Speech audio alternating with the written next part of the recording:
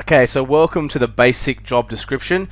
We've gone through all the interview stuff. You now have the job, and this is your first opportunity at looking at what the role actually is. So this is quite a basic description. We will go into much more detail a little bit later on in terms of code of conducts, passenger expectations, but for now let's start really simple with some of the things that you're going to have to do on a day-to-day basis. Okay, so keeping this in mind, you're going to have to be an organizer. This is probably one of the most important parts of your role. Remember that people take on a tour because they don't want to think or plan about anything. They just want to enjoy someone else's good planning. So it has to be good because they're putting 100% faith into you. So you need to ensure the tour is really well run and it's set to a timetable that allows all the sites in the itinerary to be visited.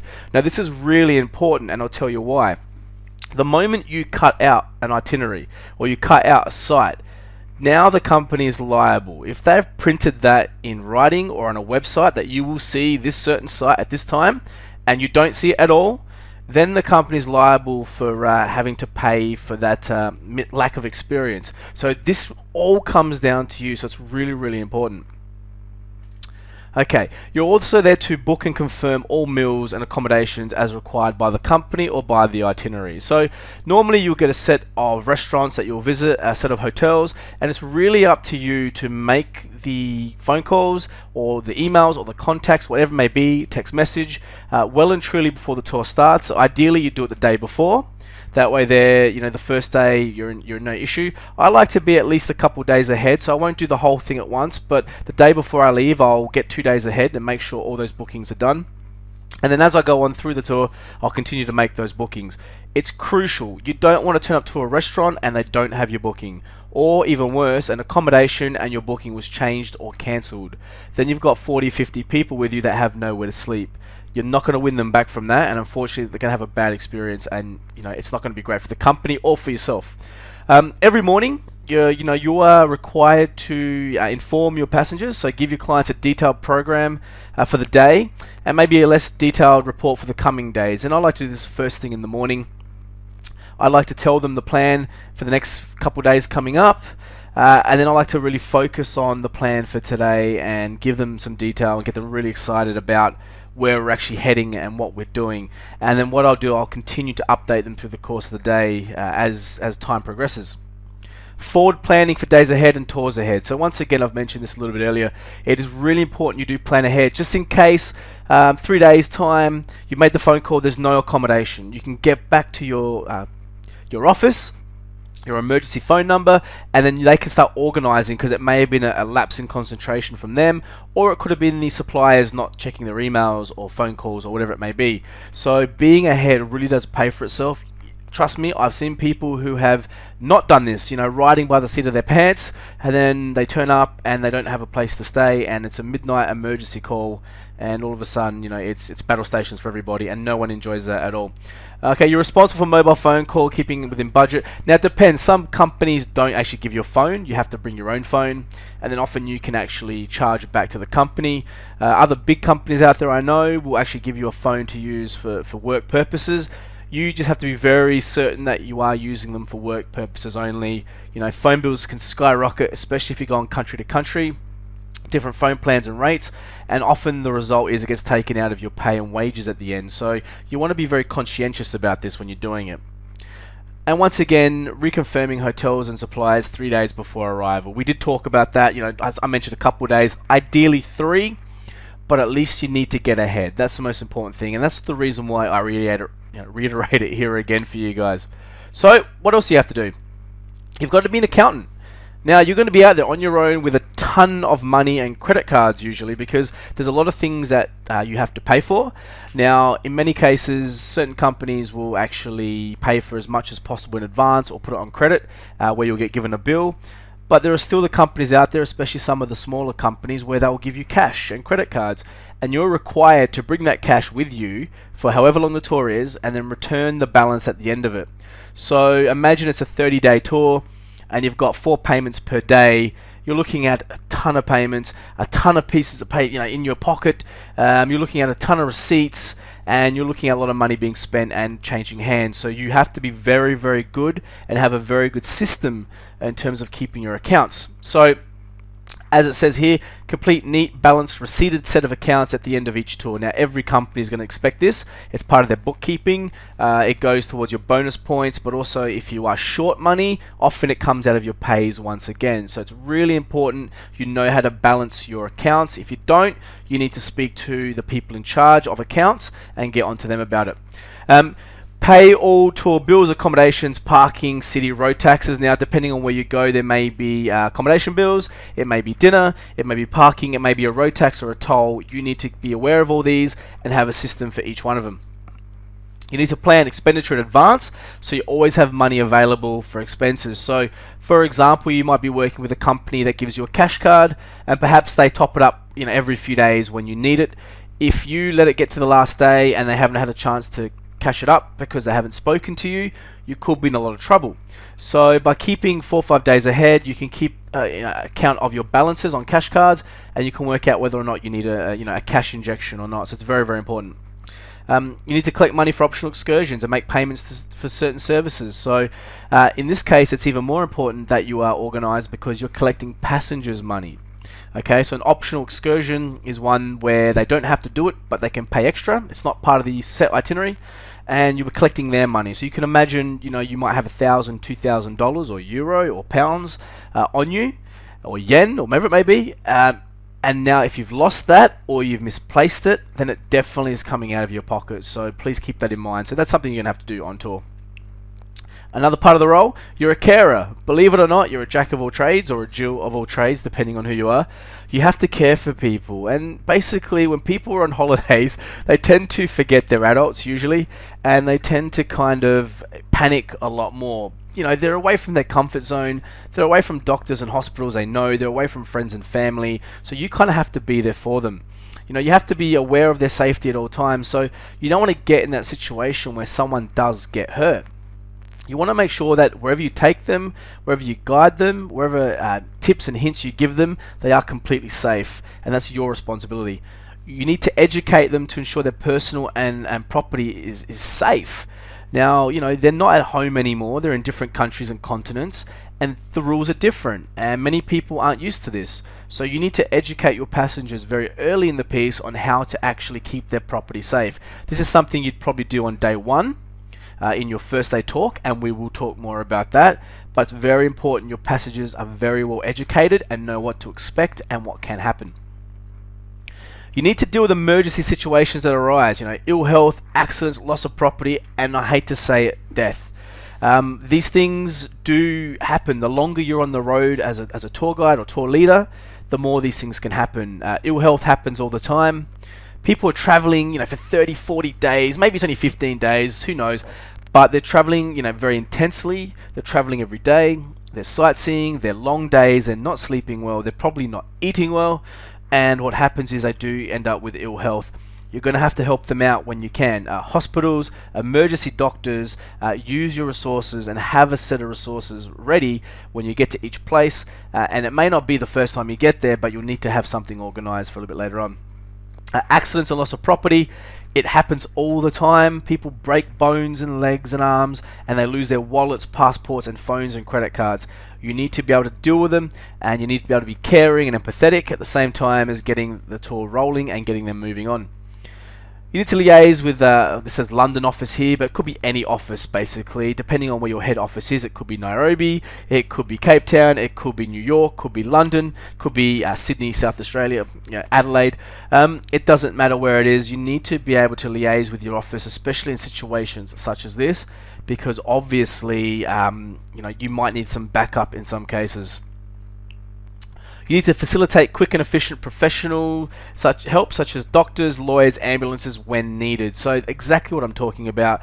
Once you arrive to a place for the very first time, you should get all this information down. So when you come back again, you don't need to go back and find out. You have it written down somewhere and you can organize help immediately. When things go wrong, people don't like to wait. They don't like to see what will happen. They like to know that someone has an answer, someone can calm them, someone can care for them, and that's going to be you.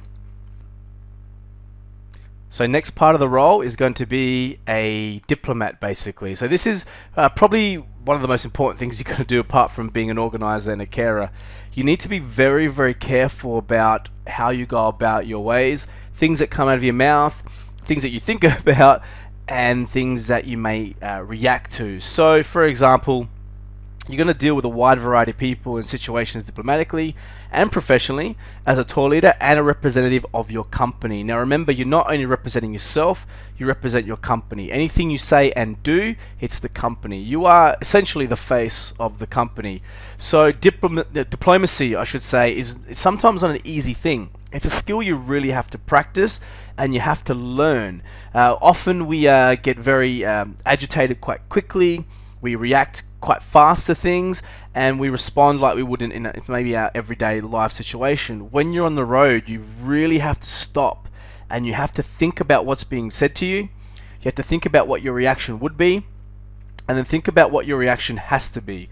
And often as a diplomat, you have to understand the side of the story that's being told to you, but then fish out the other sides of the story to work out the truth, which often lays somewhere in the middle. So this is a really important skill, and I suggest that you start practicing this now. You know, in your everyday life, think about not reacting so quickly to things. Think about hearing people out. Think about just being very quiet and listening. It's a skill that we struggle with as adults and humans. It's because we're always thinking about what we're going to say next. So being a diplomat is basically the opposite of all that.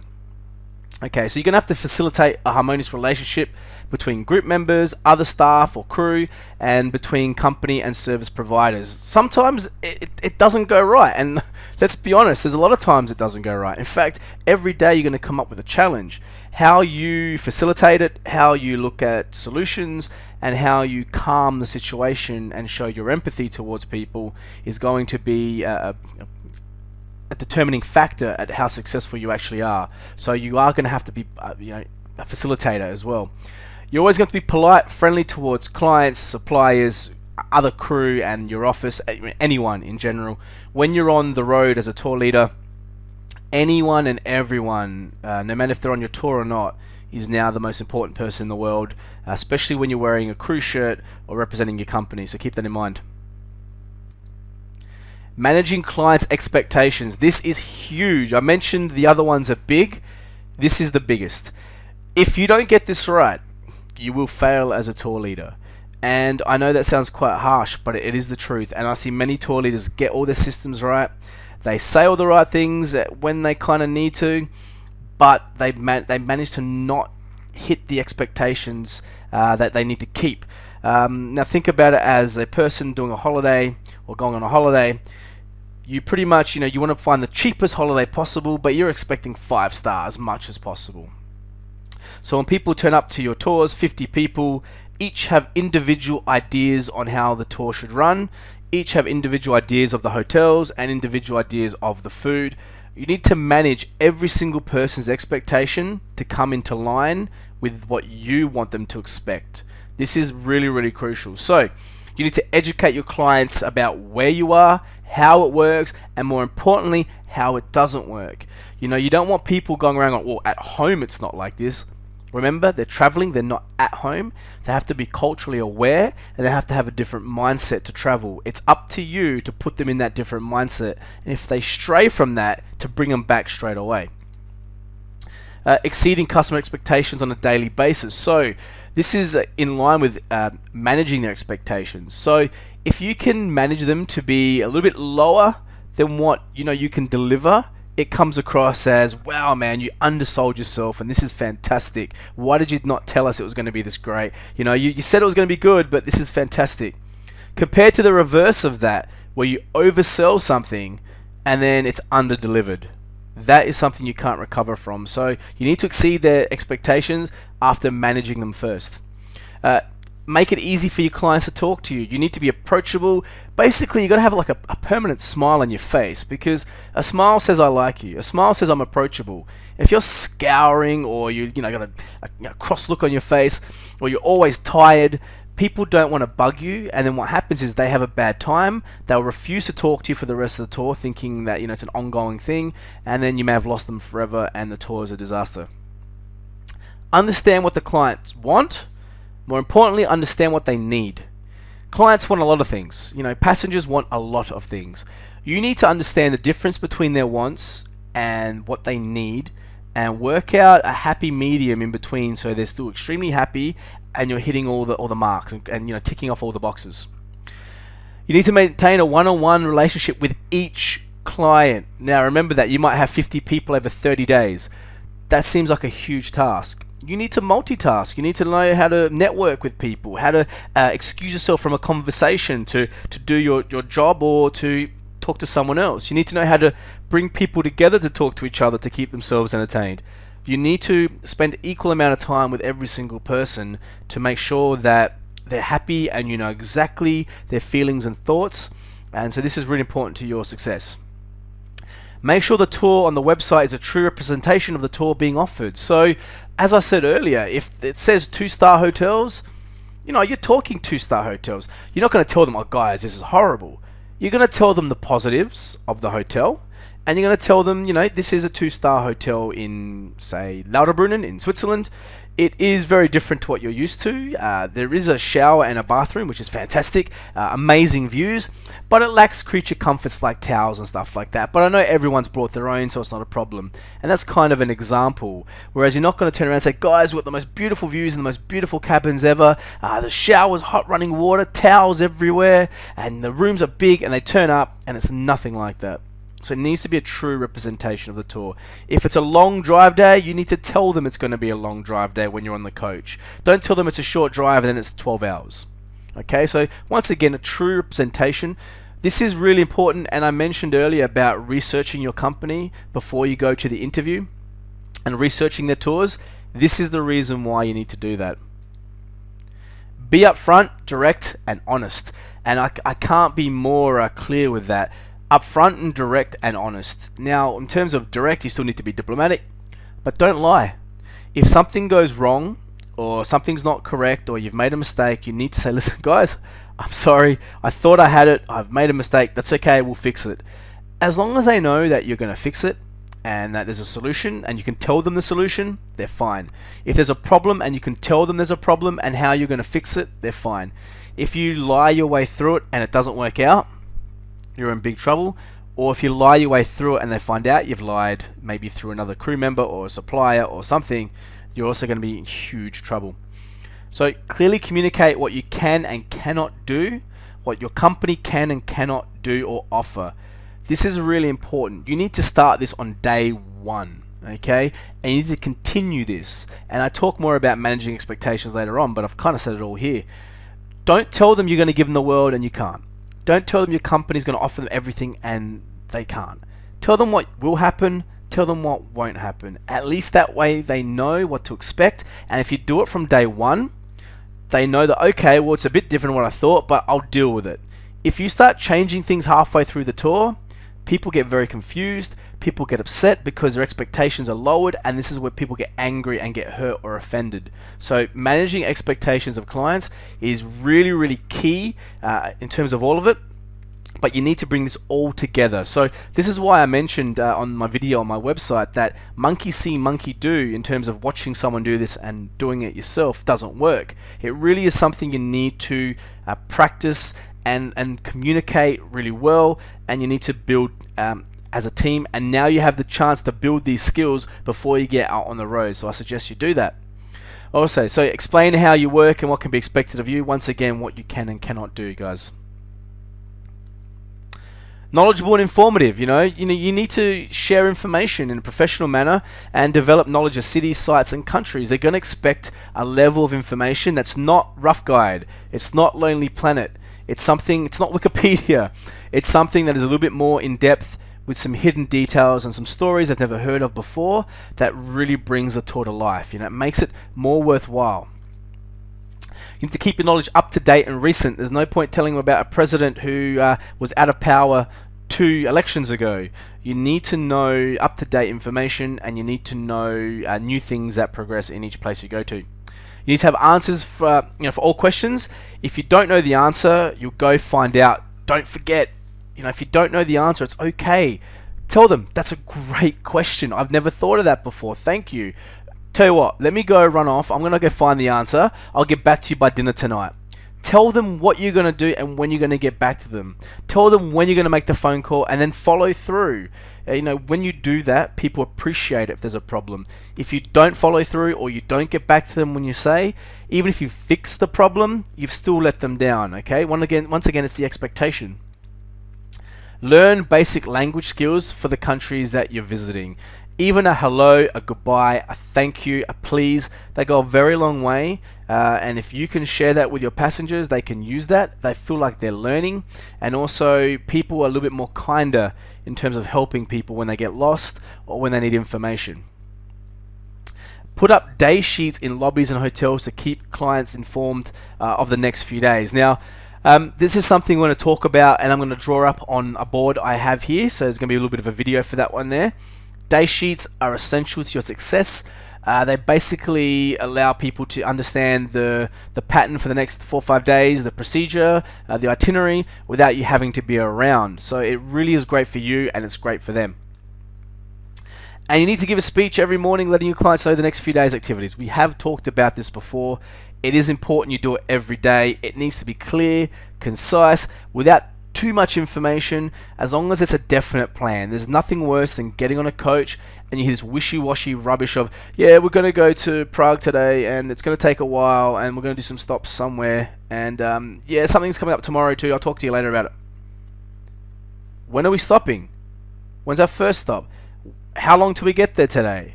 How long is the drive? What do we do once we get there?